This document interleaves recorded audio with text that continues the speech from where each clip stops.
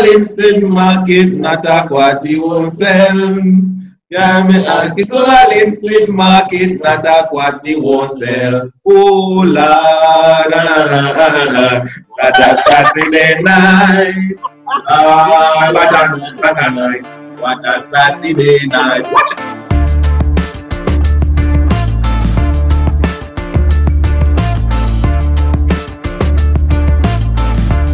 So my guests today are Randy McLaren and Davian McLaren.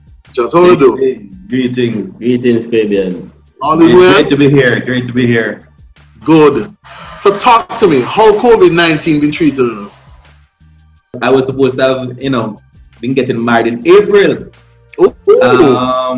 So yeah, that we brought it forward to March, pretty much very scaled down and stuff. That happened. Subsequent to that, Bresheh had to close down for about 3 to 4 weeks, basically a month. Out of an abundance of caution, never wanted to have the staff being at risk. So we decided to close down and to watch and see basically what was transpiring. So initially, that's how we dealt with the entire COVID-19 situation. Stayed home, watched the news. When we realized that things were turning, we made an adjustment. Literally said to myself and then said to the team, guys, we still have rent to pay, we still have bills to pay, we still have food to eat. And I was worried about my staff members as well. And I literally called up everybody and said, guys, Davian, the show must go on. Right. This thing in theater, Fabian, where regardless of what happens, the show must go on. So we have to find a way. So I pulled on that personally, then got the team to buy in. Said, Davian, we need a mass. People want to know. Do something, brother. And then he built some prototypes and stuff. And then since then, we've been busy making masks, Fabian. Right. Totally occupied from 0 to 100, really quick. I want to pause right now. To be confused. So I want the public to know that I am just now hearing that Randy McLaren got married. Just in this interview, I'm not upset. I'm not getting no cake, I'm not getting no invitation, I'm not getting no little notice. But congratulations. I'm not sure. I don't know which one would deserve the cussing because I'm sure your invitation and email and stuff was on the list. So you were both born where? They're both from St. Thomas. Yes. St. Thomas, all right. St. Thomas, yes. We're both people. So Randy, you're older. How much older than Davian are you?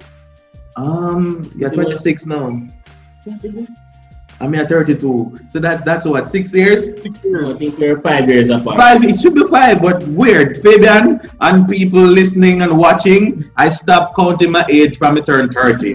Alright? So I literally get confused about how old I am now. No, it's a weird thing. So I have to ask that Davian or Bernie, because somebody who is around at the time. Count back around 1987. Do the maths. And how long did you? So you grew up in St. Thomas? Yes, for most, especially in our earlier years. Right. So I relocated to Kingston after passing GSAT. And I came to Kingston. We were living by Rockford actually, or by East Kingston. You passed GSAT for where? Excelsior High School. Hi, and so Davian, you were still in St. Thomas? Yes, for a little time. Okay, and then you came to Kingston as well? Yes, I came to Kingston. Okay, and what school did you go to when you came to Kingston? I was still in primary school, so I went to Rannoch Lodge Primary and Calabar Primary. Okay, cool. So talk to me about growing up in the country. What do you remember? What was it like? And how different was it from being in Kingston? It was hassle-free. Okay. In country, it was fun because there was a river, we had bicycle, and there was a lot of trees. When it was mango season, we were in the mango trees. When it was apple time, plum, orange, cane, and there my godfather had a farm. We were never out of stuff, Randy, is the same recollections for you? Well, yeah, pretty much. I mean, country life was nice growing up. We enjoyed the trees, as Davian said. We enjoyed the fruits and stuff. We enjoy the football, run up and down, all those things, you know. It just seems a lot different now. People are more plugged into the mobile phones. Those when we were in the country, in St. Thomas growing up. And so we were outdoor. I have a feeling and an opinion and a lament, and you can tell if you share this. Yeah. I always say that St. Thomas is the forgotten parish. Oh yes. Yes, it is. All the rich history that's in St. Thomas. The roads are terrible. It has the least amenities, the least things to do. It's almost as if it's been forgotten in the Jamaican consciousness. Investment in lifting it up. And I hope that this comes to pass, because there's so much history in St. Thomas, and it's a beautiful parish. But you just feel like it's been forgotten and neglected for so long. Yeah, I'm there with you, and part of it may be the fact that we have a particular history, and we know sometimes how we deal with traditions, and especially our African retentions, you know. Yes. So that may very well be a part of it, but I'm there with you. It's not nice. I know that we've been neglected a lot, but we are a resilient set of people from the parish. You know, we are farming people, we're ambitious people, and we have a particular drive. So now you find that a lot of people from St. Thomas are actually in Kingston, and we're flourishing, you know. So it's not like we lack ambition, but we lack certainly the opportunities to fulfill those dreams and those desires that we have. And it is a part of our mission eventually as Bresheh to set up a strong base, if not the headquarters of the company in St. Thomas. We have strong dreams around what we want to do in the parish, but here's what's holding us back. The road that affect everything, you know, because it can't get things in and out smoothly. It affects everything. It affects the planning. It affects logistics and transportation. So we want the roads to develop. Because we think St. Thomas is right, because there are so many things that need fixing. That's where people like us, creative people like yourselves, who have ideas, that's where we should flourish.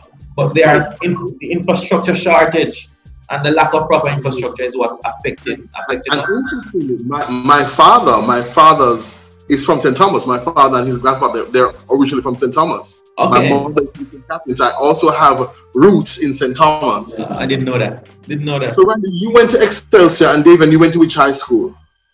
I went to Excelsior as well at grade 9. Right. What did you study? So what subjects were you good at, and what subjects did you pursue? Because that's not always the same. Well, the funny thing is, what I was good at, I've always been good at making things. I've always been good at my hand.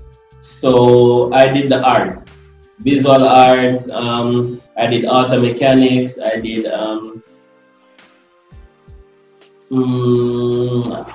TD, technical drawing, I did metal welding, clothing and textile, and the basic English, math, social studies. When did you know that you were good with your hands, good at making things? When did it hit you that this is a gift that I have? Well, it didn't hit me until I finished school. Till I finished high school, because even when I was there, I normally just pull down things around the house and just make something out of it. Right. And in grade 9, that's where I built my first bag, actually. Nice. Because I pulled down a little a transport bag, and then I made a smaller one based on how it was set up. Well, you see, my brother is the hands-on person. He have all the technical skills. I'm not sure if I get them skills there. The pull down and fix up back, I feel think that. So it's creative expression, but my creative expressions are different. I'm more of a performer, spoken word, performing artist, theater. But in high school, I was more focused on being a rounded student, you know. I've always placed more value in being a rounded student, more so than a bright spark, if you get me, alone, solely, right? So I did the sciences and the languages. Right. So I did bio, physics, chemistry. I also did Spanish and French, as well as the compulsory math and English and literature. Okay. Right. So I think I was quite a dynamic student, involved in the arts, was doing well academically. Did school challenge quiz, was head boy, and we didn't was one of the enough students then, you know. And I love to be involved. And that's where your performing arts started, right? At Excelsior. Definitely. So in grade 8, crossed. Yes. So in grade 8, I was tasked to do a performance at I think it was an inter-house competition at the time, and I did my first dub poem. At the time, I think "Me Love Your Red Fruit" was that first piece. So that piece, you know, been with me since high school days. It's not new. It's not new. So the talent was developed there. I met myself and Joseph Collington, who you know would have done a lot of performances throughout high school.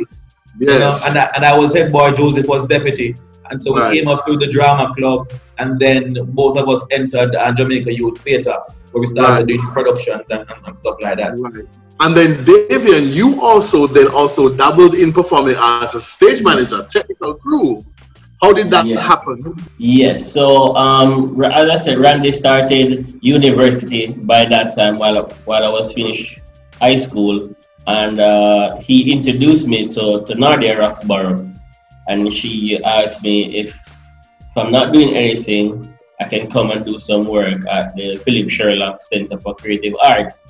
And folks, for those of you who don't know, Nadia Roxborough is Tech Diva. That's her social media handle, but she's one of the most talented and engaging technical people I've ever met. She's really a blessing. So Nadia, we big you up and bless you and bless you and bless you. All the time.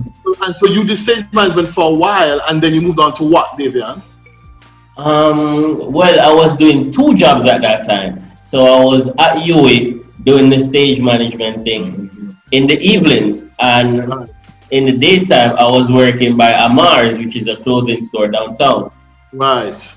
So I was juggling 2 jobs at the time, and while I was there at the day job, I normally get pieces of papers and then I just do some sketching, because I used to do visual arts in high school.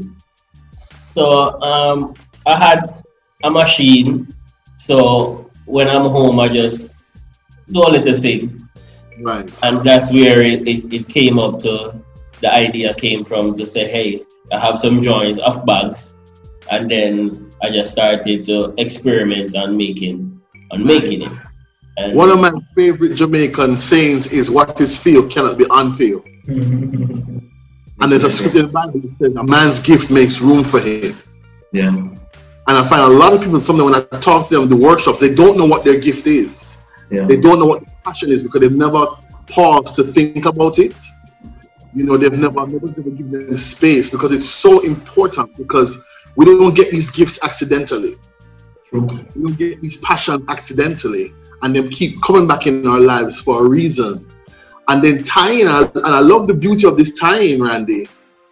Breadfruit. We love the breadfruit. And then also your career as activist, as using your art for advocacy and activism, you know, the beautiful Armadale treatment and the way you stayed connected with those young ladies, the survivors. It wasn't just a drop in and do something for the hype. Yeah. You stayed with it one-on-one. Talawa, brilliant. And the moving it on the stage, because Danar directed it at Talawa, right? Correct. Right, Danar Royal, and then you did a video treatment with funding, and you went around and you performed it. But like I said, you also engaged the survivors. Definitely. You taught us the girls who died. You taught us their names. You made it real and visual. And then Bresheh. So again, there are no accidents. So talk to me now about the bold and brave move to decide. So talk to me now about the bold and brave move to decide to become entrepreneurs and start Bresheh. Yeah. What Davian mentioned, a part of it in terms of him having a particular sets of talent, you know, a designer, more technical, can pull down and make up. And that's the genesis of Bresheh, really and truly. Because he didn't go to school as a designer or how to make bags or whatever the case is. It's literally out of the sketches, we started having conversations and him start experiment. And then when there was a product that looked like it could go market, we literally posted to social media and got our first 2 or 3 orders, and Bresheh started. You know, nice. But outside of that, remember I was performing, you know, performing across the island, traveling as well and performing, doing workshops. So, yes, all of that was happening. So the entrepreneurial mindset was always there. But we spotted an opportunity to work together as brothers, as family. You get me? Do something that's beyond Randy, beyond Davian, that's a collective. I saw it more as an opportunity to let's build a legacy. Let's get more people involved into a process that will build us, yes, our family, but more communities and more families and the nation at large. And so Bresheh was born. When we had those first samples, we posted to Facebook, we got our first 3 orders, as I said, we got the first deposit, and we take the money and go buy the material and the thread and everything. That's literally how we got started with the old domestic sewing machine on our veranda in East Kingston.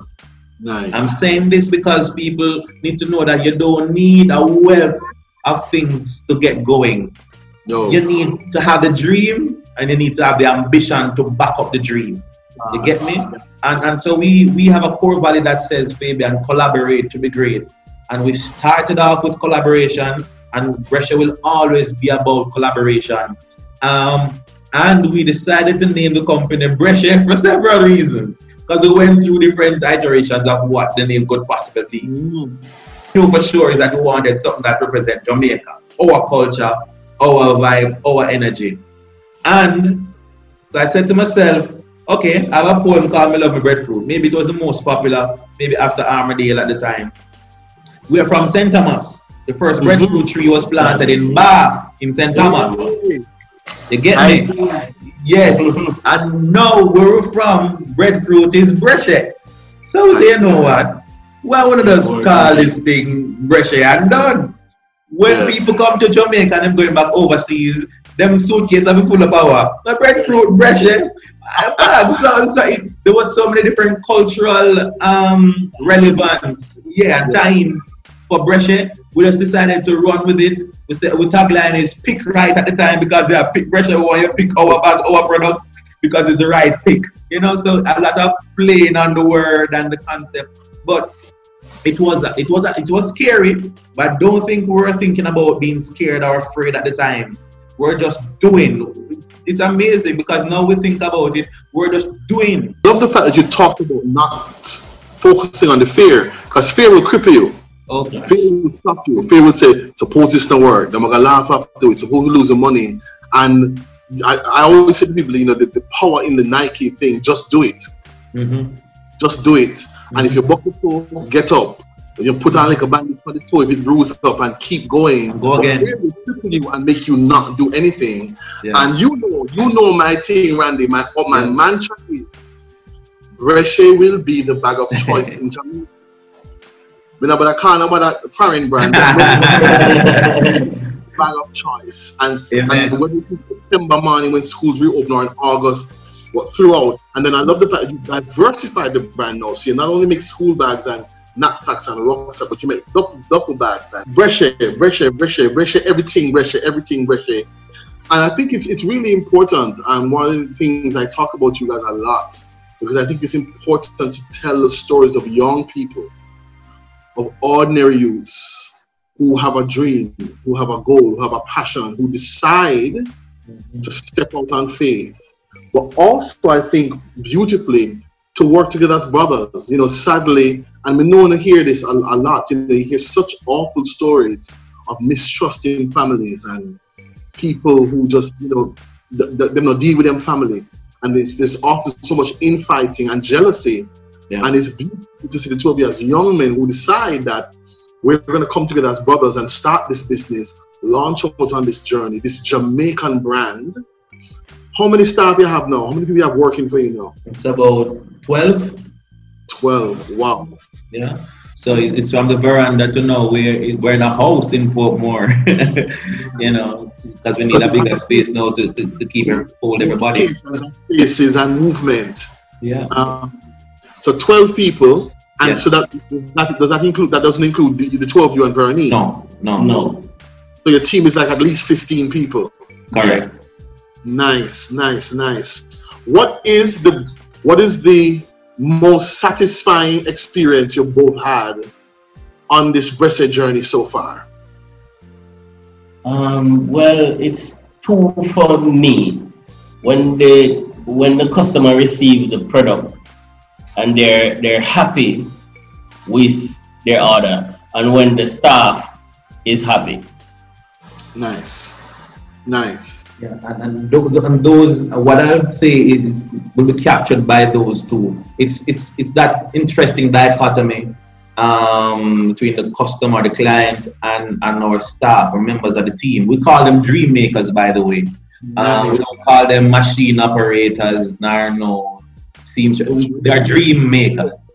Because we started this thing with a dream, Fabian, and people have dreams. So our philosophy is everybody in the world we have dreams, but not everybody has the opportunities to make those dreams happen. So when you come to us as a client, you come to us because you want a dream product, and then we are facilitating that process. When you get the product, you carry your important items that take you from point A to point B, in terms of helping you to accomplish your dreams on a daily basis as well. So at that philosophical level, that's how we see ourselves as dream makers. So whenever we get a positive feedback from a client, that does a world of good for us. Yes. I've had so many moments when the staff, they felt so moved, even to the point of tears. And those moments jerk me at the heart level, because we're in this to make money, yes, because it costs to care. But it's more so about the families that we are improving and the family members that we are making. You understand? So those moments when people feel appreciated, I mean, simple things like people getting a work ID, like celebrating people's birthdays, staff trips. Because traditionally, Fabian, people look down on the makers, just as how people generally look down on creatives. And we are definitely about changing that perception, So trust me, when we see the positive feedback from our clients, regardless of who they are, we're not getting all the systems perfect as yet. But we're working on making all the experiences and interactions with us a dream-making experience. You get me?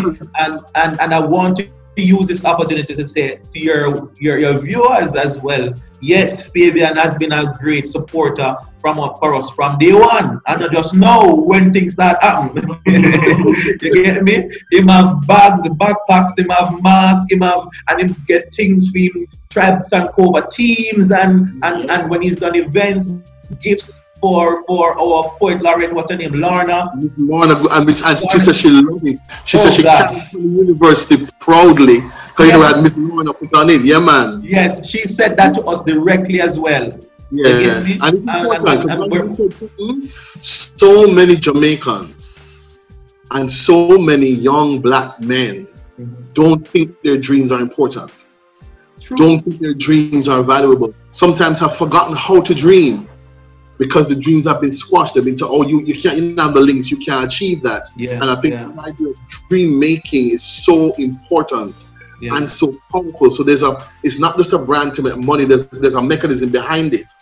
What has been the most difficult or challenging lesson from starting and maintaining Bresheh? Go on first, David. I don't mean get out of difficulties over there.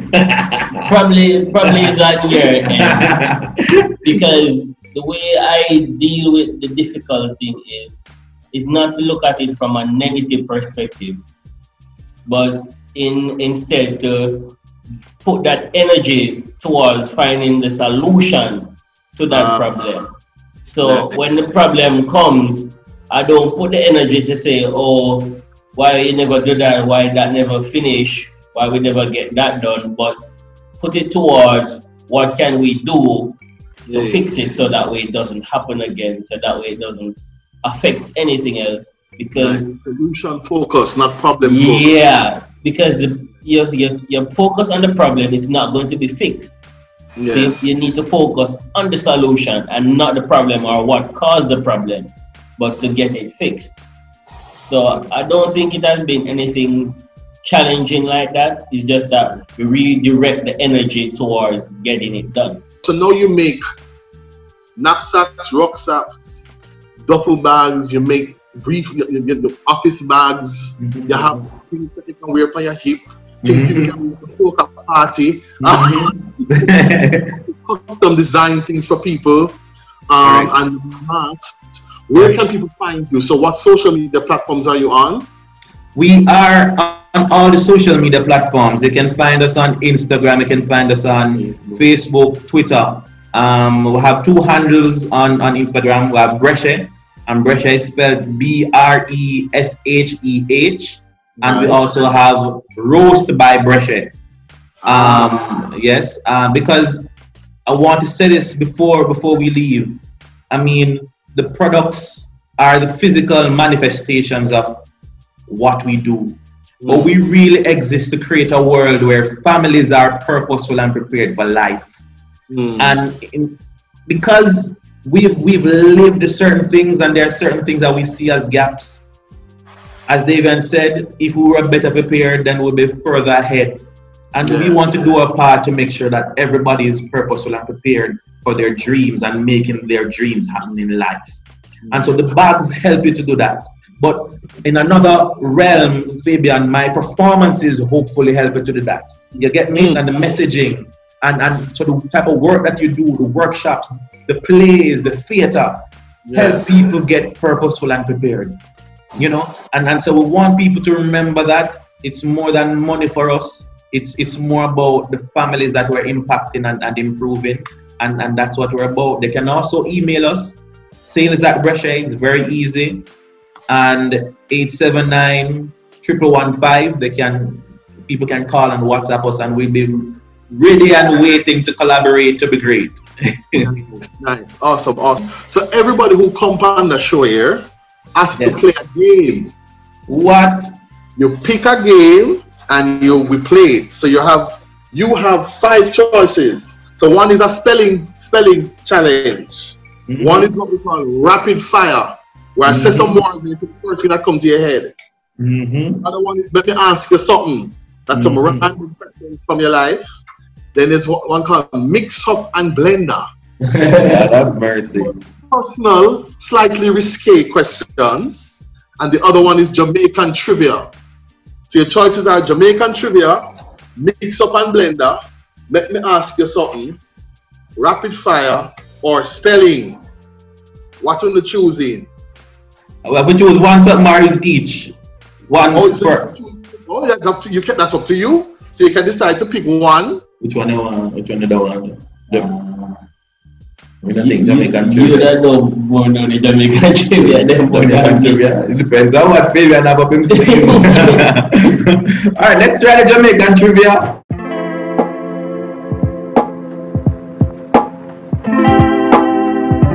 Jamaican trivia. Alright, I think you're the first guest who has ever chosen that. That's 12 episodes in. Wow. Let's see how you do. Alright. What year is it? That is straight. What year is it said that Christopher Columbus discovered Jamaica? Me know this, you know.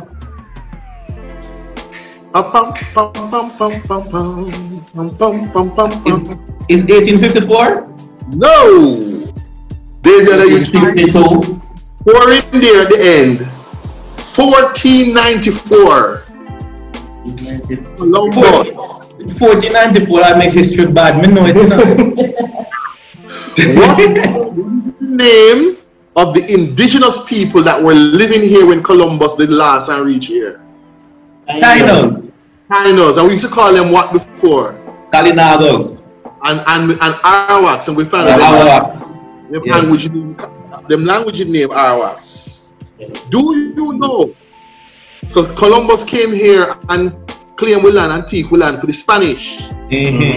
English came and usurped them in what year? Oh Lord, Fabian, man. Columbus of 1494. What 1494. And the expedition was led by Admiral Penn and General Venables. What year? I remember the dates. I see why people that choose that one here. It was 1655. 1655, okay. Alright. Can you tell me the estimated size of Jamaica, either in square miles or kilometers? We can't tell you the population. Estimated population. What is the population? What is the population?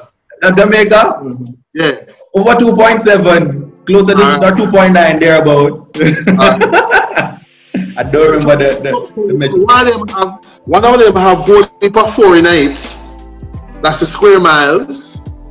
So the square miles is 4,411. And the kilometers is 10,991. You know, I thank you for these things because these are the kind of things we want to include in the bags and on the products so that people who don't, will know and learn things about Jamaica.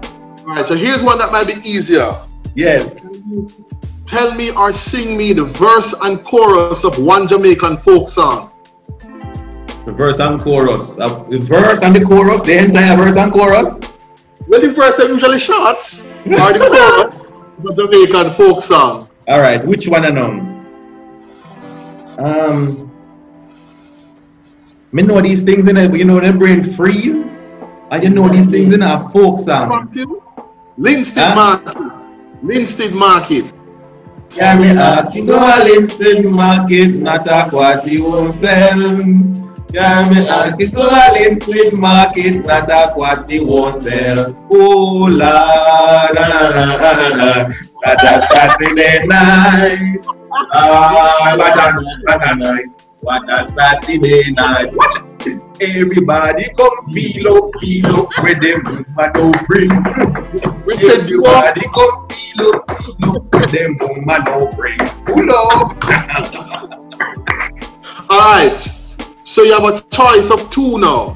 If you were asked to tell somebody who don't know nothing about Jamaica, and you were to explain to them one of these 2 things, Kumina or John Kuno, pick one. And what would you tell them? How would you describe it? Either Kumina or John Kuno to somebody who don't know nothing about Jamaican culture. You know, say Davian, you're a drummer. I can explain Kumina, but how do you explain Kumina? Yes, you're a drummer. And you play a Congo drum. So talk to the people about Kumina. So I'll start it off. So Kumina is an art form with African retentions, right? So it's a traditional art form. It includes drumming.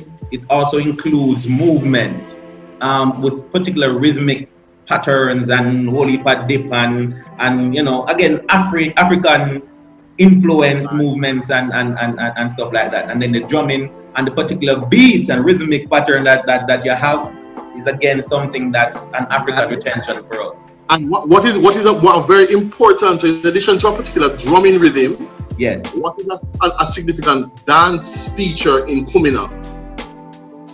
Something that is happening with the feet. The feet do something. Dinky is involved with Kumina? Dinky is something different. Brockins. No, there's a foot movement in Kumina. The feet do what? Then creep. It shuffle around, and you go around in circles sometimes. So that the ancestors can enter your feet from the ground. Oh, I never know about the explanation. Last one. Yes. Last one. Who said this? I would rather die on yonder gallows than be a slave another day. Sound like Marcus Garvey, man. That's your final answer, David. You think you're Marcus die on yonder's gallows. Mr. Marcus Garvey, Mr. Martin Luther. What is Marcus Garvey? Sam Sharp. It's actually Sam Sharp, yes. Verily Sam Sharp. Mercy. It's a very popular saying, you know. Oh gosh, there we go. We need to work on our history lessons. Exactly. And Davian McLaren, thank you, for saying yes. And it took a while for us sorting out schedules and things, but it finally happened, and I'm very excited. And as you know, we're proud of you. I'm so happy for both of you, and I'm affirming big things. So may I bless Uno. And Dave, I'm out of order. I never ask you, are you coupled? Are you married? Are you have you settled down? No, I'm single, free, and disengaged. For the moment. I'm blessing you individually. I'm blessing your family. Randy, I'm blessing you and Veronique's new marriage. And I'm blessing Bresheh. I'm affirming your highest good. Wanting to exceed on the wildest dreams. So even things you're telling yourself too good to be true, that they're gonna come to pass. I'm claiming that for you. Bresheh is one of the that excites me and inspires me. So big up on yourself, big big things for Bresheh. Bless you. And I just say full engagement, you know, entrepreneurship, arts, activism, advocacy, but also creating something new, positive, and beautiful that's a purely Jamaican foundation. Yeah. That's of us and for us. Yeah. So big up on yourself. Thank you. Blessings, love, and light. And thanks for being on Fabian Seh. Thank you very much for having us, man. And all the best to you as well, Fabian. Blessings. You're doing a lot of great things, inspiring us as well. You and the Tribes and Cover team. Just keep it moving. Keep it moving. Thanks much, Fabian. Blessings. So see you next Fabian Seh. And you know the drill. Subscribe, like, comment, and share. Pick up on yourselves later. Bye.